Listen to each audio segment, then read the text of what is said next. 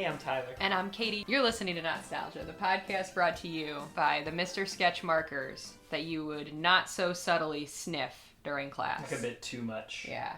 They smelled so good, They though. smell really good. We should get some We're adults. We can buy Mr. Sketch markers with our own money now. And we can smell them as much as we want because our brains are done developing. That's true. I never had them at home, right? You didn't either, I assume. It was a school treat. What budget money was allocated to smelly markers? It was before No Child Left Behind. Kate, tell me your memories of Rodgers. So, okay, wait. Where's the S? Where do the S's go? Rodgers and Hammerstein. Rodgers. Is his last name Rodgers? Richard Rodgers. Okay. Rodgers and Hammerstein's Cinderella. I know it is a musical. Did you watch it as a child? Which version? You tell me. Okay, so I know I'm confused already. Julie Andrews is in the original televised version of this musical. Yes. But I believe the version that you are talking about is the one starring Whitney Houston and Brandy. Yes, mainly because they really emphasize the Rodgers and Hammersteins in the title of this version. Mm-hmm. Even though it was they wrote the Julie Andrews version, yes. It's the same musical, but that was just pretty much called Cinderella when it aired. I don't know if I've seen the Julie Andrews version, but I know that she was in it. I know that I saw the Whitney Houston and Brandy version, but I don't remember almost anything about it. Okay. I remember watching it on my TV that had fake wood paneling on it. And I just feel like, so I actually suggested this one because I feel like, listeners, we need a balm for our weary souls after we were made to watch and or listen to me watch Ace Ventura: Pet Detective last week, which was probably the worst thing that I've ever seen. Yeah. And made you delay any plans I had for Dumb and Dumber, the third Jim Carrey's big year movie. We're gonna have to do that in 2023. I'm if we're not still kidding. Around in 2023, either as a podcast or as humans. All right, so you've seen it, you saw it at the time. So you don't remember much though. Were you like watching the premiere? Was this a big event for you, or just your memories are too cloudy? I don't know. I've definitely seen it though. Okay, I have not. A little twist on our normal formula here. Oh, super. Well, Kate, the story of Cinderella begins in 806 AD. Excellent. I want to apologize, but then on the other hand, I don't want to apologize for these notes. I went a little crazy on the notes. There's a lot of elements that all combine here. So, here's some history for you. Skip ahead a few minutes if you don't want to hear any of this. The earliest known version of what we now consider the Cinderella story is a Chinese story called Yi Xian, Xian, I don't know, from 806 AD. Basically the same story. The first European version is way later, in 1634. It was written by Giambattista Basile's Cenerentola. Yeah, Cenerentola. Would it be Cenerentola? Probably. I don't know. And the version that Rodgers and Hammerstein and pretty much everyone else adapts from nowadays and forevermore is the French version from 1697 by Charles Perrault. The Brothers Grimm, for example, didn't get to it until 1812, so this Charles Perrault version is kind of the most famous one. That's what made it popular in English-speaking countries. Many opera, ballet, and stage versions have been made and were made all throughout history, dating back to, we have evidence of these going back to the 1700s. There were film and animated versions, including George Méliès made a live-action version in 1899, and then, of course, the Disney animated movie in 1950 is kind of the one that I think everybody knows, especially nowadays. The channel CBS in the 1950s, they, along with all the other two channels, were making a habit of airing TV versions of stage musicals. They were adapting stage musicals for TV and airing them, right? Okay. This was a thing in the 50s because TV was kind of new, and they're like, okay, it's like, it's like theater, so let's put theater on TV. CBS went to Richard Rodgers and Oscar Hammerstein II and asked them to write a musical specifically for TV rather than adapt a previous musical. That's what's novel about their Cinderella. Huh. It was written for TV. These two guys had previously made Oklahoma, Carousel, Allegro, South Pacific, The King and I. They had a pretty prolific career as Broadway writers prior to this. So on March 31st, 1957, CBS aired Cinderella, the Julie Andrews version. Currently, it was in color, if you had a color TV, but there are no known color copies in existence. There is a kind of crummy black and white copy that's not that fun to watch, but they didn't have a color copy, which is kind of sad. You can't really watch it as intended anymore. It was a really big hit. 100 million people watched it. Wow. Back then, because there was so few channels, like, you could get these insane ratings. Yeah. It was How many million people were there in the United States at that point? That's a really good question. Probably not that many. You're out here supposed to do the research, Oh my you know? God. I have 4.5 more notes than we've ever done for anything. I'm so sorry. It was sponsored by Pepsi and Old Spice, though. I thought that was kind of interesting. Wow, what a combo. Right? What an American duo. It's basically like the modern version of if Axe and Mountain Dew sponsored something. Wow. So, this TV musical was then adapted for the stage in London in 1958 and eventually becomes a Broadway show, but not until 2013, which I just think is kind of interesting. It's like cannibalizes itself. The TV version becomes a Broadway show. CBS was obviously thrilled by what a hit it was, so in 1965 they did it again. They staged another TV version starring Leslie Ann Warren as Cinderella, also a huge hit. It set some records for like the most watched non-sports broadcast until 2009. Well, so what was it eclipsed by? That's an excellent point. Again, my research 4.5 pages of faltered notes there. and not an answer to my questions. So that's the Cinderella background, okay? Okay. We're going to move on to the Wonderful World of Disney background that we Go need ahead. to know to get to the Whitney version. In 1954, okay, right around the same time, Walt Disney was trying to raise money for his little park that he was building called Disneyland. And he also wanted to advertise it as well. He went to ABC, different channel, and created an anthology TV show called Walt Disney's Disneyland. And each episode, so again, he's like raising money with this TV show to build the park, and then also once the park opens, he's using it to advertise the park. It's an anthology show, so each episode's a different thing, but the themes of each episode are either Frontierland, Tomorrowland, Fantasyland, or Adventureland, the 4 areas of the park. I didn't know that there were areas. This show is responsible for starting the Davy Crockett craze of 1955. Were you aware that there was a Davy Crockett craze? I am not, but I can imagine what it was like. Because they did 3 episodes of the Disneyland TV show about Davy Crockett, and everyone was buying the hats and all that nonsense. And I believe they perpetuated some myths that are not true about Davy Crockett through this as well. But that's what this show is. It's just different anthology episodes. But he also is just showing some of his old, previously made movies and cartoons. Like, the second episode of this show is just Alice in Wonderland cut for time to fit on TV. And it's supposed to be part of the Adventureland part of the park. Okay, so he's got this TV show. It's on for a really long time. They change the name, they get rid of the Disneyland theme, but Walt Disney gets to have this TV show on ABC pretty much forever. It changed names, it became Walt Disney Presents, then it was Walt Disney's Wonderful World of Color, The Wonderful World of Disney from 1969 to 1979, the Disney Sunday Movie later, The Magical World of Disney, etc. Okay, it ran from 1954 to 2008 in one form or another with only a few gap years in there, just very few times it wasn't on the air. It changed formats over time, but for the most part, over the course of this huge run, it was always a mix of theatrical movies making their TV premieres and then later being rebroadcast, one-off stories made for the TV show. Every once in a while they do a serialized story, and it's a mix of animation and live action. Okay, it's this Disney anthology show. And it even returned in 2012 and continued, and it's back right now. In 2020, it started again as presented by Disney+. They premiered Moana on TV as, they just keep doing this. This show is a staple. It's relevant, I promise. By the 1996 season, though, it was kind of running on fumes. It was called The Magical World of Disney at that time. And that season, it only aired 9 episodes, and it was just, really lame. It was like a Winnie the Pooh TV special, because there was a Winnie the Pooh show on, a Doug special, because Disney had bought Doug from Nickelodeon around that time. They were showing, an old Pauly Shore movie. Again, only 9 episodes. They made one made-for-TV movie that year called Beverly Hills Family Robinson. Just really lame, not good quality stuff. So Disney wants to reinvigorate this show. Okay. They want to rename it The Wonderful World of Disney again, and they want to make some original content for it again.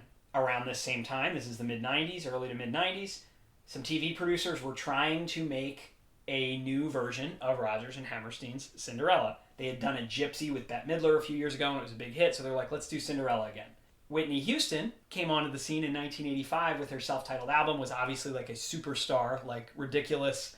Everyone loved her. Then she started acting in 1992 in The Bodyguard, right? So she's this singer, actress.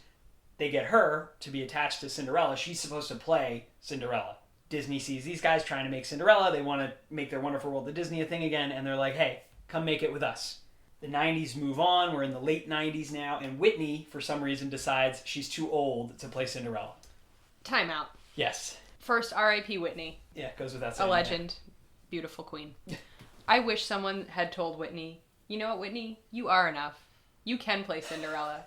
It's okay that you're 35. She was 34, yeah. Oh my God. She was 34 years old. She was 34 years old. But, like, when they only started in, like, 93, and it didn't get made till 97, so she was, what, 31? And she felt like she was young enough, but by 34, does this hit your soul because you were 30?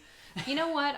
I wish someone had told Whitney that she was okay. Well, she decides, hey, I can't play Cinderella, but I'll be the fairy godmother. Okay. And she was mentoring Brandy Norwood, known professionally as Brandy, around this time as well. In 1994, Brandy released her self-titled album, her R&B album, and she was the star of Moesha on the UPN, a sitcom from 1996 to 2001. In 97, when they made Cinderella, Brandy was 18, and Whitney supposedly suggested her for the role and called her personally and offered it to her. So that's how Brandy gets involved, because Whitney felt she was too old at 34. I mean, I'm glad that Brandy's involved, but I feel sad for Whitney. Yeah, it would have been good with Whitney as Cinderella. I just feel sad that she felt like she was too old to play the title character. On. Cinderella's supposed to be like 12, right? If the story is being true to its origins. It's a bit distressing. This new version was written by Robert L. Friedman, obviously based on the original musical. Mm-hmm. But his goal was to focus on giving Cinderella like a bit more to do in the story. That would be nice. You know what I mean? Give her a little more agency. It was directed by Robert Iscove. It is famous for having a diverse cast as opposed to all the other versions of Cinderella where just everybody's white. And it premiered on November 7th, 1997 as the 6th episode of the 42nd season of The Wonderful World of Disney. Okay? Do you want a Gatorade or something after that? I do. Okay. Well, we're not done. It was a huge hit. 60 million people watched it, which... like, not as much as the original, but by 1997, there's cable. You don't just have to watch one of 3 channels, so that's pretty crazy. Brandy has been credited as the first person of color to play Cinderella. Whitney as the first person of color to play the fairy godmother, which is just crazy. It's 1997, and there have been so many versions of Cinderella up till that point. Sad. This was nominated for 7 Primetime Emmys. It won one for Best Art Direction, and it succeeded. The Wonderful World of Disney suddenly started making a lot of original content. They made a Tower of Terror movie with Steve Guttenberg. That year, they made My Date with the President's Daughter, which is a really good made-for-TV movie. They made Mr. Headmistress with Harlan Williams of Rocketman fame. They did a bunch of stuff. The Ruby Bridges movie that has Bill Clinton doing the intro. The garbage-kicking, field-goal-kicking Philadelphia Phenomenon, that movie where Tony Danza plays a garbage man who gets scouted to play for the Eagles. This movie, along with all those other movies I just mentioned, were on the Disney Channel all the time when I was a kid, which confused me because the Disney Channel made its own movies and I didn't quite understand the difference. Not that it matters between their content and this stuff. And it's just been really, for some reason, a big relief to discover that that's where all these movies came from. They were The Wonderful World of Disney. They were made for TV movies that aired on ABC. I've never seen this movie, though. It was advertised all the time, but I was kind of wrapped up in gender norms, and I was like, I don't want to watch a musical. I don't want to watch Cinderella. I don't want this. So I didn't watch it. I really stayed away from musicals for years as a child and just assumed I wouldn't like them because somehow I was under the impression that they were not for me. I'm so sorry for you. And you met your wife doing a musical. That's true. So... that's true. It's a good thing you didn't avoid musicals later in life. One time at McDonald's, I got a toy of Anastasia from the movie Anastasia with my Happy Meal, and I was like, I can't have this toy. So I went up and asked if I could have Rasputin or Bartok instead, and they wouldn't give it to me. And I was very distraught. You know what? Good for that McDonald's low wage I think I had counter clerk. Already opened it too, so it's not like I could exchange it. But... man, I'm sorry for you that you missed out on a childhood of consuming strange Oscar and Hammerstein musicals such as South Pacific.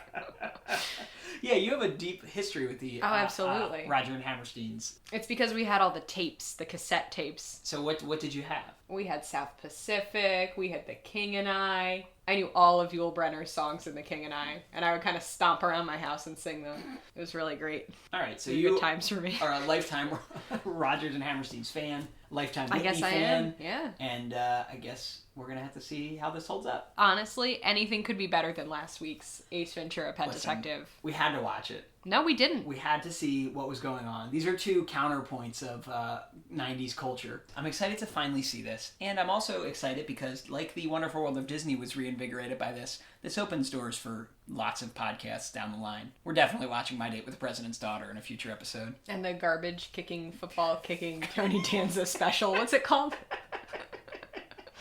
The garbage picking, field goal kicking Philadelphia phenomenon.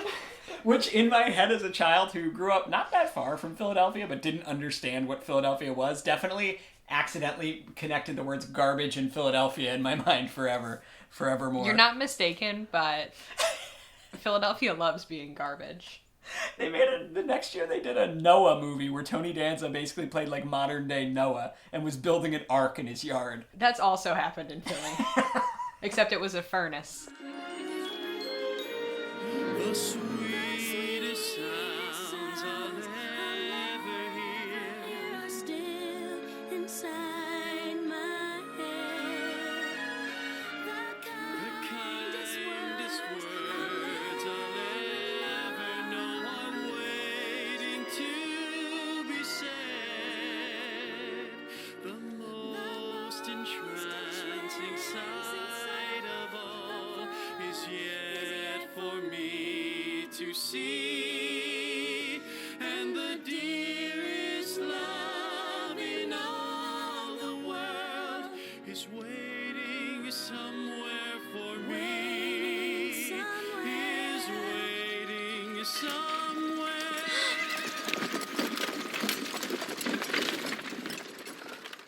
Are you all right, miss? Yes, I'm fine, I think. I would like to note, and I noticed this, like, only recently, all of the Disney princesses from, like, the 30s to the 60s, I feel like have very emblematic hair of their time. Like, Cinderella is supposed to take place in, what, like, the 17 to 1800s, right? But she has, like, very clearly 50s housewife hair. Like, it's so whacked. Oh, wow. Whitney. Whitney just materialized from dust. Yeah, you're crying. Oh my god, you are crying. I'm crying. Oh, I miss Whitney. I just, as a kid, didn't understand what Rodgers and Hammerstein's was because they kept saying it in the commercials. They're like, they Roger lived and in our Hammerstein's. hometown for like a hot minute, babe. They did? Oscar Hammerstein Way. Oh. The road? road. That's like right next to my house. Oh, you dumbass. Bernadette Peters is here. God, Bernadette Peters is a treasure, too. They got everybody. Holy smokes. These costumes are crazy looking. Oh my god, they're absolutely wild, and I could not be happier. Every person in town is wearing, like, super bright colored clothes. This is where you wish you could live. Do you think this is the south of France? I think this might be the south of France. Brandy's looking cute as heck. Look at her. Don't you wish you lived at a time where puppet shows in the street were the main form of entertainment? No. The puppets scare me. The week before this on The Wonderful World of Disney, it was like, Honey, We Shrunk Ourselves. Was America ready for this? So he's the prince? Yeah. What's he and doing he's a down snack. Here? He is a snack. But what's he doing down in the village? Just dressed down? He's just slumming it for the day. He just wants to be a regular dude. Good for Brandy. This Cinderella respects herself. This Cinderella is like, oh, you know what? You'd have to get to know me better to be in my good graces. This Cinderella has a personality. This tasty little prince stranger on the street was like, oh, I would treat you like a princess. And she's like, no, I want to be treated like a person with kindness and respect. Oh, I understand why some people don't like this. Surprised why Disney let that one get through. Wow, that castle looks like it's made of Play-Doh, and I couldn't be happier. Oh, Jason Alexander. God, look at Whoopi. Also, just the pressure to produce an heir just seems like a lot. It's just so bouncy and fun. Mm-hmm. This is everything that Ace Ventura is not. There's, like, healthy displays of masculinity. It's really great. The inside of this house looks like a Gustav Klimt painting, and I am thrilled. Listen, Brandy, I've been there. When you're just, like, hanging out by yourself and then you scare yourself, it happens. Sometimes you listen to One Too Many Murder podcasts and get a little scared by yourself at home. Man, Jason Alexander really does it all. Like, floral design, he's ordered all the food for this ball. It's really remarkable. Yeah. Just love that Whoopi is merciless. So the stepmother and stepsisters are talking about, we must hide our flaws until after the wedding, and Brandy has asked, shouldn't a man love you for every part of yourself, flaws and all, as a multifaceted human being? And they're like, shut up, Brandy. She has the house to herself all night. This is way better than going to the ball. And I'm saying that after a year of being locked in at her house. She just gets to hang out at home in her little chair, do whatever she wants. Whitney's pretty powerful here, isn't she? Yes, baby. Whitney's too powerful. Don't cry. I'm crying. It's fine. She couldn't have been Cinderella. She would have blown the walls off of this place with her incredible voice. Every number. I've always found the part about turning other animals into horses kind of disturbing. Yeah. It's sad for them when they have to turn back. Yeah. It's like rat-infested property also. Look at the man driving the carriage who was a rat 3 minutes ago. He's extremely focused. He has no personality. He's just like, was rat, now man, drive carriage. He's just staring straight ahead like he's been lobotomized. And Whitney couldn't help herself. Normally in this story, she's like, all right, have fun at the thing. And now she's flying around next to the carriage on her way. It's a great choice. Brandy's like, Whitney, leave me alone, I'm going to the ball. Yeah. She keeps saying bye and like, enjoy it. And then like zoops back in. I'm here for one more duet. Very important that they duet, though, I think. Watching you physically be blown away by Whitney's voice was really enjoyable for me. Because I was watching you hear Whitney Houston sing, and you were just blown away. I'm like, oh. Man, you really missed out on a lot by not watching musicals as a kid, huh? I know. A lot of emotion. Whitney just stepped out of the shadows and was like, you're on your own now. Like, I thought she was on her own for a little bit. At the castle now. Whitney's like, oh, I'm much too old to play Cinderella, but I could be in every scene. I could be Cinderella adjacent. I'm going to be surprised if we don't see Whitney dancing with the prince in this scene somehow. Good for Whitney. We're really dipping a toe into like philosophy. Like, what is real? What isn't real? Am I imagining you? But it's 11:58. How do we tell time back now? The sundial. How do we tell time back now? Don't they just want to go to bed? They're coming home and they're singing? Oh, come on. Haven't you ever had a really fun night out and you don't want to go to bed because you don't want it to end? No, I'm too tired. No, that never happens for No. you. Every time you come home from a wedding, I find you on the couch passed out eating tortilla chips. I'm surprised they didn't go for a more typical Wonderful World of Disney casting and cast Tony Danza as the stepmother. But then his leg is kicking for no reason. Cinderella, you're common. Your mother was common. That's all you. Hooah, hooah. He's kicking his leg. Imagine how crunchy his hair must be right now. Wow, it does look really crunchy. Very textural. You can make a topographical map out of his hair. What is that robe that he has? It's outstanding. Look at that blue, long... It's not quite a coat. It's like more of a robe. Like he sleeps in that. Ugh. I think those are his jammies. Minerva is adorable. She's really cute. Look at her. Quick, cut off her escape route. Yeah, she's trying to sneak Brandy's out. trying to run away. I feel like in 1997, a see-through jelly Oh my god, high heel a jelly sandal. would be in. Oh my god. Do you remember jellies? Not They were really. so great. Oh. Whitney's back! Oh, Yes! Cinderella gets her moment with the prince, and Whitney materialized immediately. Yeah. Now you can be whatever you want to be. And love is the song you will sing your whole life through.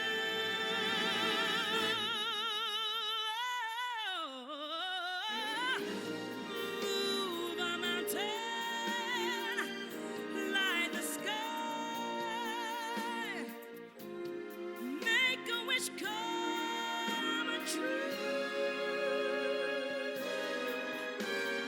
There is music in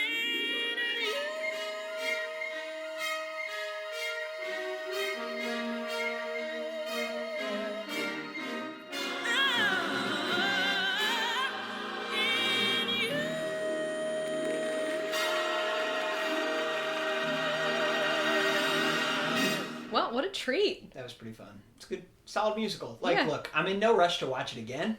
No, but like, here's the thing. And this movie, I don't think is as important for us as it was important to like an entire generation of like young black women in 1997 to see themselves represented on screen.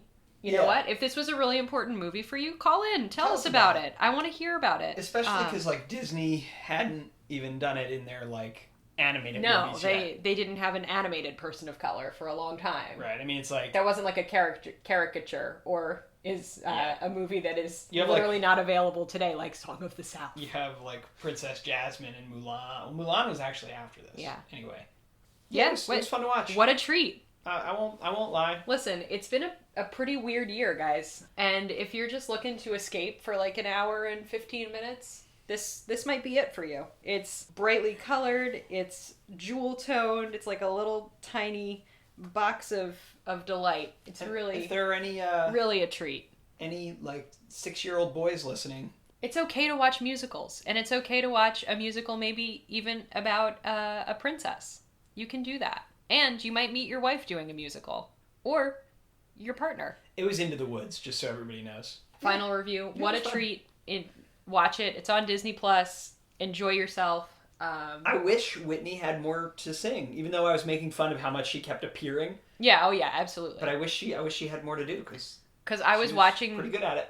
Like, when you first see Whitney sing, I was watching Whitney, but I literally was also watching your face, and you were blown away. And no it was offense. like childlike joy on your face. No offense to Brandy. Brandy's No, great, too. delightful. But yeah, well, obviously Whitney comes in and steals the show. Whew, man. There's a reason she's the first and last person you see in this movie. Yes. All right, Absolutely. cool. Rodgers and Hammerstein's Cinderella. I finally know what all the hubbub is about. I'm just happy I finally know what the heck Rodgers and Hammerstein... I cannot tell you how confusing it was to me as a child. All right, and the secondary joy of this? Now we can watch all those other Wonderful World of Disney movies. You ready for some Tony Danza made-for-TV movies?